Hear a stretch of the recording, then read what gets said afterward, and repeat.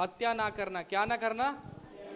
ये जो मत्ती रचित सुसमाचार उसका 5वां अध्याय 21 से जो 48 वचन है, पहले हम 21 से 26 वचनों को देख रहे हैं जिसके अंदर क्रोध और हत्या के बारे में है। यानी क्या होता था उस समय, बहुत सारे जो अपने आप को धर्मी कहते थे, अपने आप को परमेश्वर के चेले, परमेश्वर के साथ चलने वाले कहते थे, वो क्या करते थे? परमेश्वर के साथ दिखावे के लिए चलते थे, किसी की हत्या नहीं करते थे, लेकिन उसको किसी रूप से छोड़ते भी नहीं थे। यहाँ पे यीशु ने और स्ट्रिक्ट कर दिया। आप ध्यान से देखिए, यहाँ पे लिखा है और जो कोई हत्या करेगा वह कचहरी के दंड के योग्य होगा। ये जब मूसा को कहा गया था, लेकिन अब देखिए लोगों ने इस बात का फायदा उठा लिया। क्या उठा लिया? यानी लोग जान तो नहीं लेते थे, लेकिन उसका कुछ छोड़ते भी नहीं थे। अब आगे ध्यान से देखिए, परंतु मैं तुमसे कहता हूं कि जो कोई अपने भाई पर क्रोध करेगा वह कचहरी में दंड के योग्य होगा। क्या होगा? और जो कोई अपने भाई को निकम्मा कहेगा वह महासभा में दंड के योग्य होगा। और जो कोई कहे अरे मूर्ख, वह नरक की आग के दंड के योग्य होगा। कितने लोग हैं, खासकर नौजवान भाई बहन, छोटे भाइयों बहनों को पागल कह देते हैं हंस के, अरे पागल है। क्या कह देते हैं? अगर किसी को पागल की डेफिनेशन नहीं पता तो आप मेरे साथ आना, मैं आपको सच में दिखाऊंगा पागल होता क्या है। कभी किसी ने देखा पागल? मैंने देखा अपनी आंखों से। Mentally upset. तो ऐसे ही किसी भी बच्चे को या बड़े को पागल मत बोल दिया करो, क्योंकि पागल जब आप बोलते हो तो उसके लिए आप भविष्यवाणी करते हो, उसके लिए आप श्राप छोड़ते हो। अपने बच्चों को, अपने बड़ों को, भाइयों बहनों को पागल कहना बंद करो। यहाँ पे वचन में लिखा है, यहाँ पे क्या लिखा है? क्या लिखा है? और जो कोई अपने भाई को निकम्मा कहेगा वह दंड के योग्य होगा। और जो कोई अरे मूर्ख, हे पागल, हमें क्या हक है कि हम किसी को पागल या मूर्ख बोलें? हम कौन होते हैं? यीशु मसीह ने तो मूर्खों को चुन लिया। किसको चुन लिया? तो हमें कोई हक नहीं किसी को मूर्ख कहने का। तो कहीं ना कहीं एक बात ध्यान रखना, अगर आप उसको मूर्ख कहते हो तो इस बात का ध्यान रखना कि परमेश्वर आपसे हिसाब लेगा। ऊपर लिखा है अपने भाई को निकम्मा। निकम्मा मतलब किसी काम का नहीं। क्या बोल रहे हैं? क्या सच में आपको लगता है कि जिसको आप निकम्मा कह रहे हो वो किसी काम का नहीं है?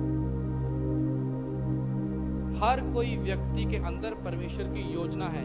जब आप किसी को निकम्मा कहते हो तो तब आप परमेश्वर की योजना जो उस भाई या बहन के लिए होती है, आप उसके खिलाफ खड़े होते हो। ध्यान से सुनिए, जब आप मान लीजिए आप किसी भाई को निकम्मा कह रहे हो, परमेश्वर ने इसके जीवन में कोई काम रखा है, मैंने इसको निकम्मा कह दिया, तो इसका मतलब मैं कह रहा हूं कि ये कोई काम का नहीं है। परमेश्वर कह रहा है कि ये किसी काम का है, तो इसका मतलब मैं इसके खिलाफ नहीं, परमेश्वर के खिलाफ बोल रहा हूं। हालेलुया। तो आज के बाद किसी को क्या नहीं कहना है? क्या नहीं कहना है? निकम्मा, यानी तू किसी काम का नहीं। और मूर्ख और पागल कभी किसी को नहीं कहना है। एक और वचन, 22वां वचन, परंतु मैं तुमसे यह कहता हूं कि जो कोई अपने भाई पर क्रोध करेगा वह कचहरी में दंड के योग्य है। अगला वचन देखते हैं, 23वां वचन, इसलिए यदि तू अपनी भेंट वेदी पर लाए, यानी यदि तू आराधना करने आए और वहां तुझे स्मरण हो, यानी तुझे याद आए कि तेरे भाई के मन में तेरे लिए कुछ विरोध है। यहाँ पे जो विरोध है, इसका जो डीप में अगर जाए तो इसका मतलब होता है गुस्सा। क्या होता है? ये कौन सा गुस्सा है? अच्छा एक बात बताइए, आप घर में एक पौधा लगाओ, उसे पानी दो, उसे खाद दो, तो वो बढ़ेगा या नहीं बढ़ेगा? ठीक है, प्रकृति का ये नियम है। आप किसी भी चीज को पालोगे तो वो क्या होगा? यहाँ पे अगर इस क्रोध के बारे में जरा गहराई से पढ़ेंगे तो ये पता किस गुस्से के बारे में बात कर रहा है? पाले हुए गुस्से के बारे में। किसके बारे में? पाले हुए गुस्से के बारे में। आज पाले हुआ गुस्सा पता क्या होता है? हम किसी के लिए मन में रखे रखते हैं कि मैंने इसके साथ बात करनी ही नहीं। वो होता है पाला हुआ गुस्सा। उसको आप पोषण देते रह रहे हो, ठीक है, उसकी बातें करके। उसे क्या बोलते हैं? उसे लगातार उसके बारे में सोच सोच के उस गुस्से को पालते रहते हैं। क्या करते रहते हैं? पालते रहते हैं। और जो पाले हुए गुस्से को लेकर आराधना करने आते हैं उनकी आराधना ग्रहण हो ही नहीं सकती, ये वचन कहता है। अगर आपने किसी के लिए गुस्से को पाल रखा है, ध्यान से सुनिए, इधर ध्यान से सुनिए, अगर आपने किसी को लिए अपने गुस्से को पाल रखा है कि मैंने इसके साथ बात करनी ही नहीं है, ये नहीं करना है, तो आप मसीह नहीं हो सकते, ये वचन कहता है। हालेलुया। बहुत बार हमारे जीवनों में माँ बाप भी उनके बच्चों के अंदर गुस्से को पालते हैं। दो तरीके से पालन पोषण होता है। एक बच्चा जो खुद अपने आप पल पोस जाए, यानी वो अनाथ आश्रम में रहे। एक जिनके खुद के माता पिता होते हैं। अब सुनिए ध्यान से, एक गुस्सा वो होता है जो हम खुद पालते रहते हैं, कोई हमें नहीं प्रोवोक करता, और दूसरा गुस्सा होता है माँ बाप ही। कैसे, मैं बताता हूँ। कई बार क्या होता है, चाचा ताया या बड़ों में लड़ाई हो जाती है और माँ बाप क्या कहते हैं, तूने चाचा से नहीं बात करनी, तूने ताए से नहीं बात करनी। ध्यान रखना, आप अपने बच्चे के मन में गुस्सा पाल रहे हो और पानी दे रहे हो, और वो धीरे धीरे बढ़ेगा। नो डाउट आपका अपने बड़े भाइयों बहनों के बीच में मनमुटाव हो सकता है। पहली बात उसे खत्म करो। अगर आपको लगता कि थोड़ी देर में ये खत्म हो जाएगा, तो कम से कम अपने बच्चों को मत रोको कि उनसे जाके बात ना करो, क्योंकि आप उनके मन में एक क्या पाल रहे हो, गुस्सा पाल रहे हो। कल को आप गुस्सा पालोगे, उसे पोषण दोगे, तो वो बड़ा होगा। क्या होगा? और उसका रिजल्ट आप पे कोई फर्क नहीं पड़ेगा, आपके बच्चों का करियर फ्यूचर खत्म होगा।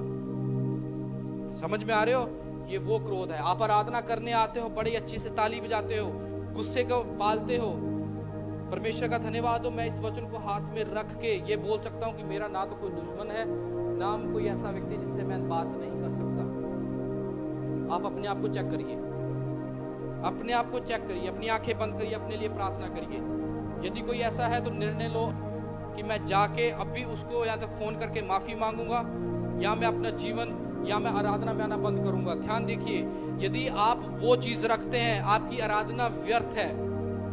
अपने लिए प्रार्थना करें जिसके लिए आपने गुस्सा पाला हुआ है। प्रभु जी मुझे क्षमा कर, इस आराधना के बाद मैं तेरे वचन के अनुसार उस पाले हुए गुस्से को आज जड़ से उखाड़ता हूं, यीशु के नाम से। हालेलुया, यीशु के नाम से मांगते हैं। देखिए, सुनिए ध्यान से, पाले हुए गुस्से को जड़ से उखाड़ना जरूरी है। क्या उखाड़ना है? जड़ से उखाड़ना जरूरी है, क्योंकि इसमें कोई तरक्की नहीं है। ध्यान से अब सुनिए, पाले हुए गुस्से को उखाड़ना क्यों जरूरी है? एक सीक्रेट मैं आपको बता रहा हूं। आप क्या करिए, उस मैटर को सॉल्व करिए, ठीक है? अपनी आत्मा को आजाद करना है। क्या करना है? आत्मा को आजाद, क्योंकि बिना आत्मा की आजादी के आप आराधना नहीं कर सकते।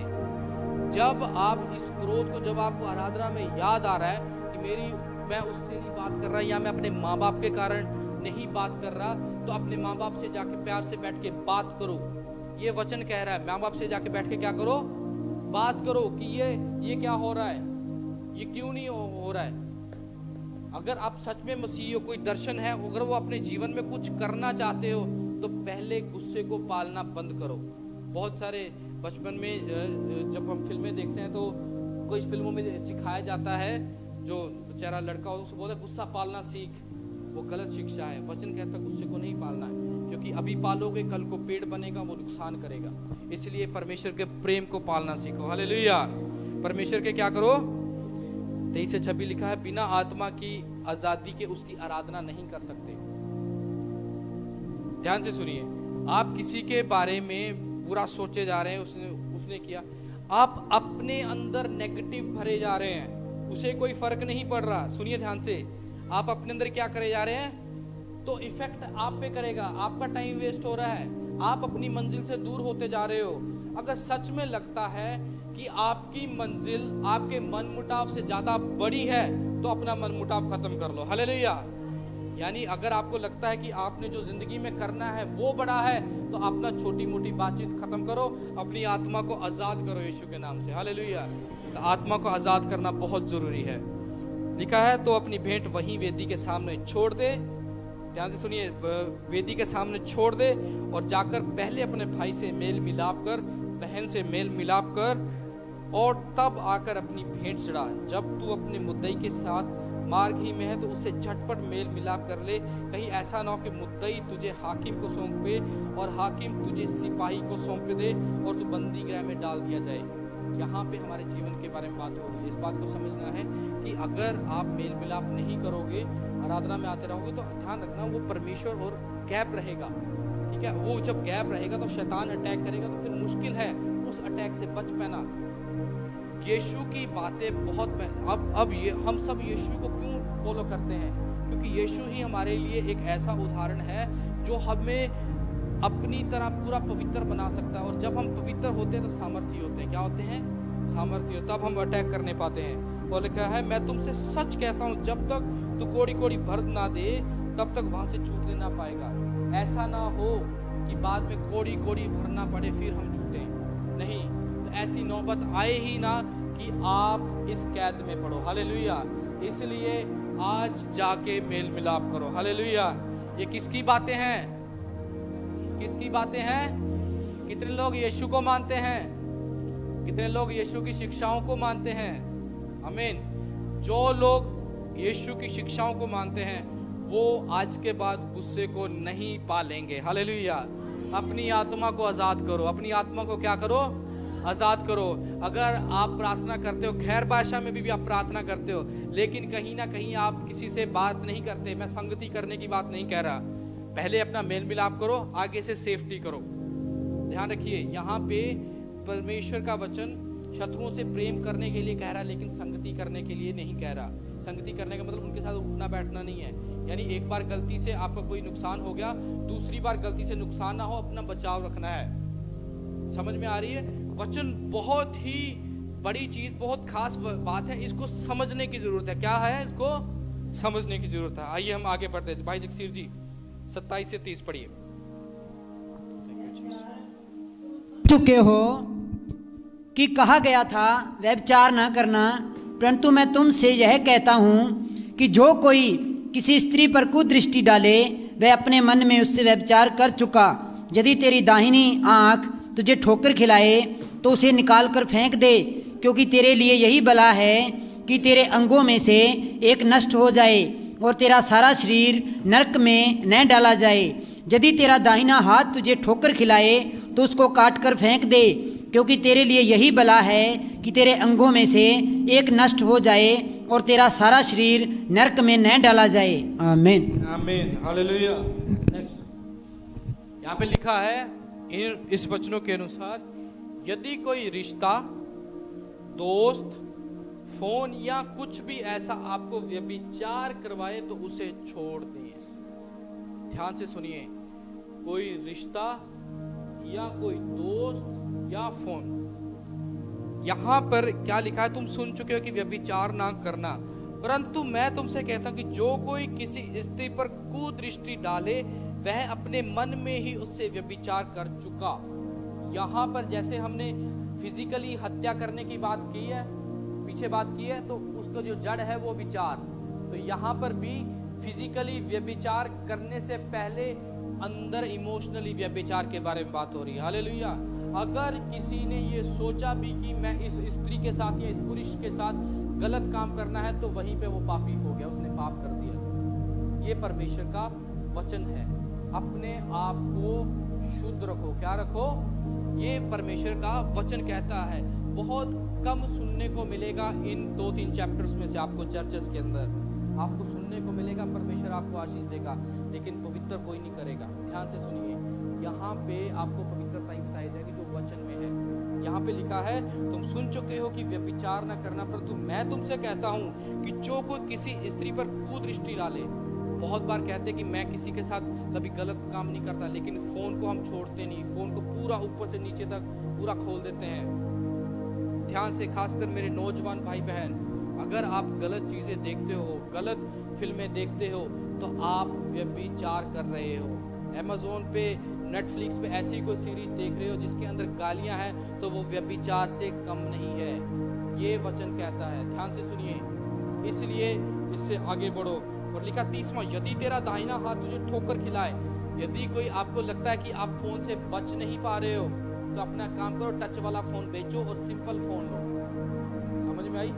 अगर आपको लगता है कि आप नहीं, तो अपना बड़ा फोन बेचो, छोटा फोन लो, ताकि कम से कम उसका मतलब यही है कि हाथ को काटना, यानी वो जो हाथ बना हुआ पाप में आपको लेके जाने वाला, उस हाथ को काट दो, छोटा फोन ले लो। ठीक है?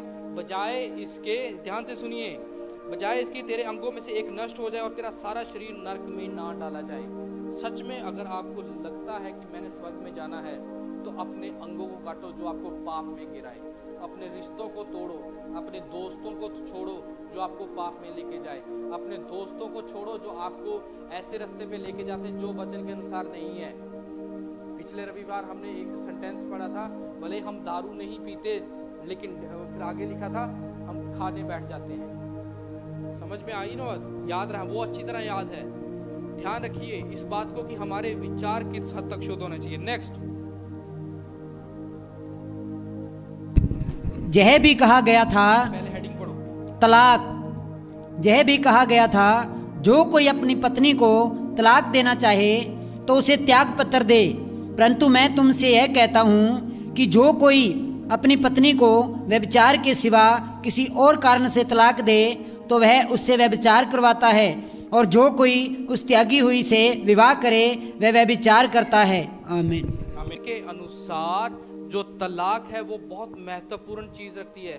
वचन में लिखा है कि परंतु मैं तुमसे कहता हूं कि जो कोई अपनी पत्नी को व्यभिचार के सिवा किसी और कारण का मतलब यह है कि छोटे मोटे बातों के कारण, झगड़े के कारण, छोटी सी एक, ध्यान रखिए कि व्यभिचार एक ऐसी चीज है अगर आपने एक बार कर लिया तो बहुत मुश्किल होता है उसे भूल पाना।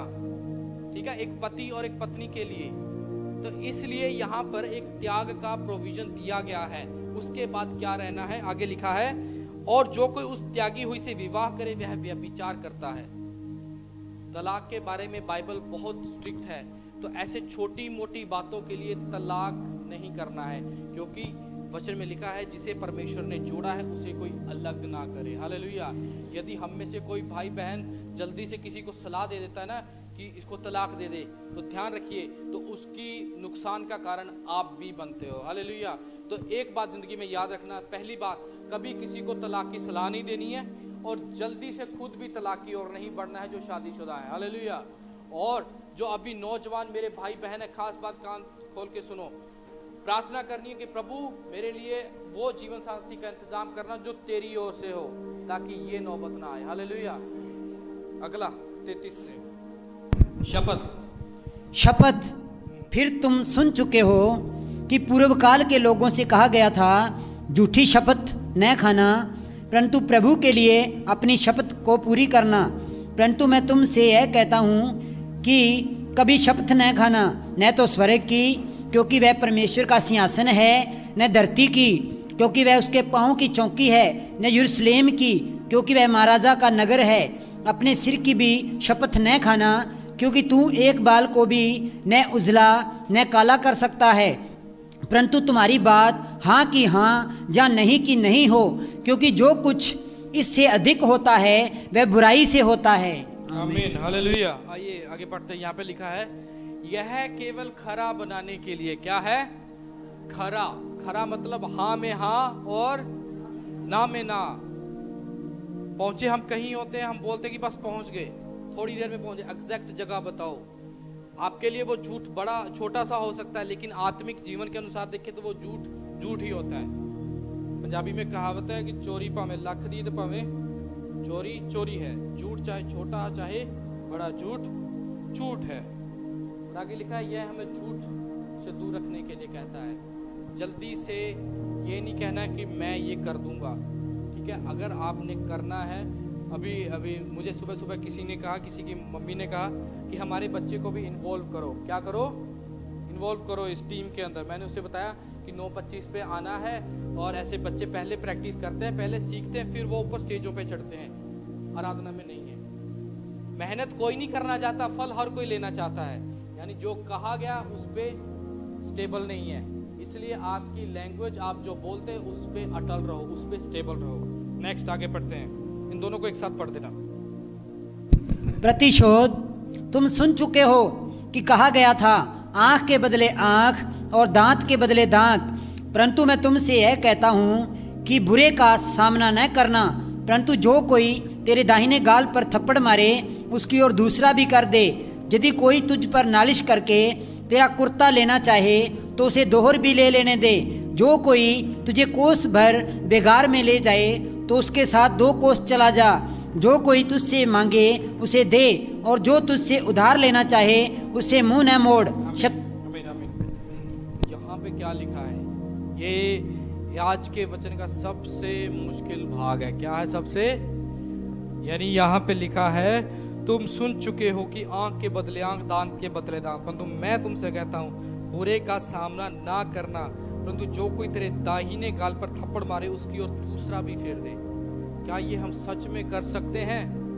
हम आगे से 4 देते हैं। कितने देते हैं?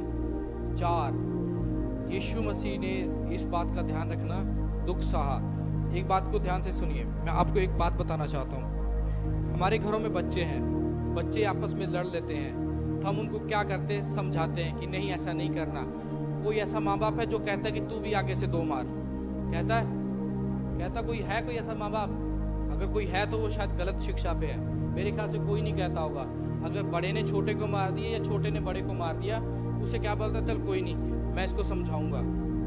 यहाँ पर परमेश्वर हमारा पिता है और पूरी दुनिया के लोग उसके बेटे और बेटियां हैं। हालेलुया। समझ में आया? तो यानी आपस में मिलजुल के रहना है। यानी परमेश्वर का वचन ये कह रहा है कि अगर आप पे कोई मारे तो वेट करना है परमेश्वर का, परमेश्वर अपने आप उसे सही करेगा। हालेलुया।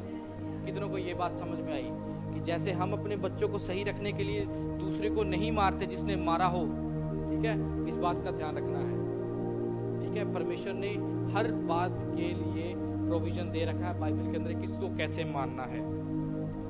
नेक्स्ट 43 से 47। शत्रुओं से प्रेम तुम सुन चुके हो कि कहा गया था अपने पड़ोसी से प्रेम रखना और अपने बैरी से बैर, परंतु मैं तुमसे यह कहता हूँ कि अपने बैरियों से प्रेम रखो और अपने सताने वालों के लिए प्रार्थना करो, जिससे तुम अपने स्वर्गीय पिता की संतान ठहरोगे, क्योंकि वह भले और बुरे दोनों पर अपना सूर्य उदय करता है और धर्मी और अधर्मी दोनों पर मेघ बरसाता है।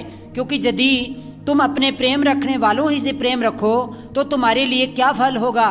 क्या महसूल लेने वाले भी ऐसा ही नहीं करते? यदि तुम केवल अपने भाइयों ही को नमस्कार करो तो कौन सा बड़ा काम करते हो? क्या अन्य जातियां भी ऐसा नहीं करते? इसलिए चाहिए कि तुम सिद्ध बनो जैसा तुम्हारा स्वर्गीय पिता सिद्ध है। आमीन, हालेलुया। एंड में क्या लिखा है? सिद्ध बनो। सिद्ध बनने का मतलब ये है, सिद्ध बनने का मतलब जिसमें कोई कमी ना हो, जिसमें कोई, अब ध्यान से देखिए, परमेश्वर हमें कहता है तुम आशीषित हो, कहता है कि नहीं कहता? और हम हाथ खड़ा करते हैं, हाँ हम आशीषित हैं। अब परमेश्वर हमें सिद्ध बनने के लिए भी कह रहा है, तो ये आज्ञा भी माननी है। हालेलुया। यानी हम फल लेने के लिए जैसे हाँ भरते हैं तो मेहनत के लिए भी हाँ भरनी है। हालेलुया। तो क्या बनना है? सिद्ध बनना है। यहाँ पे एक ध्यान से पढ़िए, अपने पड़ोसी से प्रेम रखना और अपने बैरी से बैर, परंतु मैं तुमसे, यानी यीशु हमसे कहता है कि अपने बैरियों से प्रेम रखो और अपने सताने वालों के लिए क्या करो? प्रार्थना करो। बैरियों से कैसे प्रेम रख सकते हैं? उनके लिए प्रार्थना करके। ठीक है, अगर आपका कोई दुश्मन है, आपके खिलाफ है, वचन ये नहीं कह रहा कि आप उसके घर पे जाके बैठकर उसके लिए प्रार्थना करो। ठीक है, क्योंकि वैरी तो वैरी है, उसे नहीं पता कि ये कैसा कर रहा है। इस बात को हमेशा ध्यान रखिए। आपने क्या करना है?